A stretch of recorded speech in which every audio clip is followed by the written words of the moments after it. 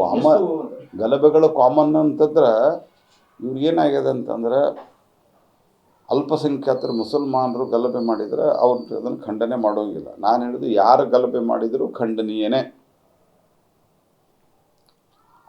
ಅದು ಏನೋ ಬಂದು ಪ್ರತಿಭಟನೆ ಮಾಡಿದರು, ಕ್ರಮ ತೆಗೆದುಕೊಳ್ರಿ, ಇದ್ರ ಬಗ್ಗೆ ಎನ್ಕ್ವೈರಿ ಆಗಲಿ ಅಂದರೆ ಅದನ್ನು ನಾನು ಒಪ್ತೀನಿ. ಆದರೆ ಪೊಲೀಸ್ ಸ್ಟೇಷನ್ ಮುಂದಿಟ್ಟಂಥ ವೆಹಿಕಲ್ಗಳನ್ನು ಧ್ವಂಸ ಮಾಡುವಂಥದ್ದು, ಪೊಲೀಸ್ ಸ್ಟೇಷನ್ಗೆ ಕಲ್ಲು ಒಗೆಯುವಂಥದ್ದು, ಇದನ್ನು ಮಾಡಿದ ನಂತರ ನೀವು ಮೊದಲ ಪೊಲೀಸರ ನೈತಿಕತೆಯನ್ನು ಕುಗ್ಗಿಸುವಂಥ ಕೆಲಸವನ್ನು ಸಿದ್ದರಾಮಯ್ಯನವರು ಮಾಡಿದ್ದಾರೆ. ಅವರ ಆದೇಶದ ಮೇರೆಗೆ ಒಬ್ಬ DYSP ಮತ್ತು ಒಬ್ಬ ಸರ್ಕಲ್ ಇನ್ಸ್ಪೆಕ್ಟರನ್ನು ಸಸ್ಪೆಂಡ್ ಮಾಡಿದ್ದಾರೆ. ಇದರಿಂದ ಪೊಲೀಸ್ ಯಾವುದು ಕ್ರಮನ ತೆಗೆದುಕೊಳ್ಳೋದಿಲ್ಲ. ಇನ್ಮೇಲೆ ಪೊಲೀಸ್ ಸ್ಟೇಷನ್ ಬಿಟ್ಟು ಓಡೋಗಿಬಿಡ್ತಾರೆ. ಯಾರು ಕ್ರಮ ತೆಗೆದುಕೊಳ್ತಾರೆ? ನೀವು DYSP ನೀವು ಏನು ಇದು ಇಲ್ಲದೆ ಸಸ್ಪೆಂಡ್ ಮಾಡ್ತೀರಿ ಅಂದರೆ ಮತ್ತೊಂದು ಆರೋಪ ಮಾಡ್ತೀವಿ, ಬೆಂಗಳೂರು ವೃತ್ತ ಪಂಜಾಬ್ ವೃತ್ತ ಬೆಂಗಳೂರು ಆಗ್ತಾ ಇದೆ ಅಂತ. ಭಾಳ ನಾನು ನಿನ್ನೆ ಗುಲ್ಬರ್ಗಾದಲ್ಲಿ ಮಾತನಾಡ್ತಾ ನಾನು ಹೇಳಿದ್ದೇನೆ. ಇದನ್ನು ಪಂಜಾಬನ್ನು ಇದೇ ರೀತಿ ರಾಜ್ಯ ಸರ್ಕಾರ ಬೇಜವಾಬ್ದಾರಿತನದಿಂದ ಮತ್ತು ಯಾವುದೇ ರೀತಿಯಾದಂಥ ನಿಯಂತ್ರಣ ಇರಲಾರದಂತೆ ಇದೇ ರೀತಿ ಬಿಟ್ಟರೆ ಒಂದು ಪಂಜಾಬನ್ನು ಮೀರಿಸುವ ರೀತಿಯಲ್ಲಿ ಮುಂದಕ್ಕೆ ಹೋಗುತ್ತೇವೆ. ನಾನು ಈಗ ಪಂಜಾಬ್ ಮೀರಿಸಿದೆ ಅಂತ ಹೇಳಿಲ್ಲ, ಐ ಆಮ್ ವೆರಿ ಕೇರ್ಫುಲ್. ಆದರೆ ಭಾಳ ದೊಡ್ಡ ಪ್ರಮಾಣದಲ್ಲಿ ಈ ಒಂದು ಡ್ರಗ್ ಮೆನೇಸ್ ಅಂತೇನು ಇಂಗ್ಲೀಷ್ದಲ್ಲಿ ಹೇಳ್ತಾರೆ, ಇದು ನಡೀತಾ ಇದೆ. ಇದ್ರ ಬಗ್ಗೆ ಸರ್ಕಾರ ಅತ್ಯಂತ ಗಂಭೀರವಾಗಿರಬೇಕು.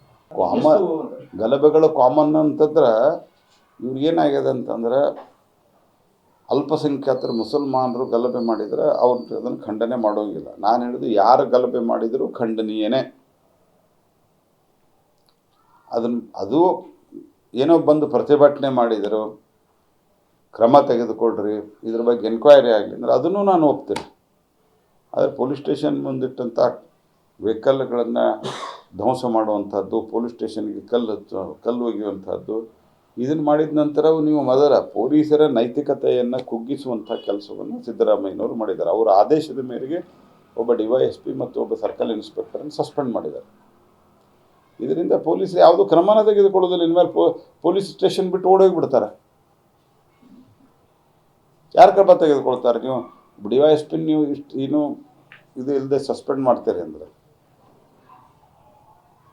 ಮತ್ತೊಂದು ಆರೋಪ ಮಾಡ್ತೀವಿ, ಬೆಂಗಳೂರು ವೃತ್ತ ಪಂಜಾಬ್ ವೃತ್ತ ಬೆಂಗಳೂರು ಆಗ್ತಾ ಇದೆ ಅಂತ. ಭಾಳ ನಾನು ನಿನ್ನೆ ಗುಲ್ಬರ್ಗಾದಲ್ಲಿ ಮಾತನಾಡ್ತಾ ನಾನು ಹೇಳಿದ್ದೇನೆ. ಇದನ್ನು ಪಂಜಾಬನ್ನು ಇದೇ ರೀತಿ ರಾಜ್ಯ ಸರ್ಕಾರ ಬೇಜವಾಬ್ದಾರಿತನದಿಂದ ಮತ್ತು ಯಾವುದೇ ರೀತಿಯಾದಂಥ ನಿಯಂತ್ರಣ ಇರಲಾರದಂತೆ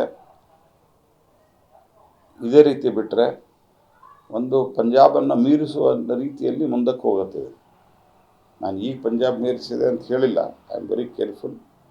ಆದರೆ ಭಾಳ ದೊಡ್ಡ ಪ್ರಮಾಣದಲ್ಲಿ ಈ ಒಂದು ಡ್ರಗ್ ಮೆನೇಸ್ ಅಂತೇನು ಇಂಗ್ಲೀಷ್ದಲ್ಲಿ ಹೇಳ್ತಾರೆ, ಇದು ನಡೀತಾ ಇದೆ. ಇದ್ರ ಬಗ್ಗೆ ಸರ್ಕಾರ ಅತ್ಯಂತ ಗಂಭೀರವಾಗಿರಬೇಕು.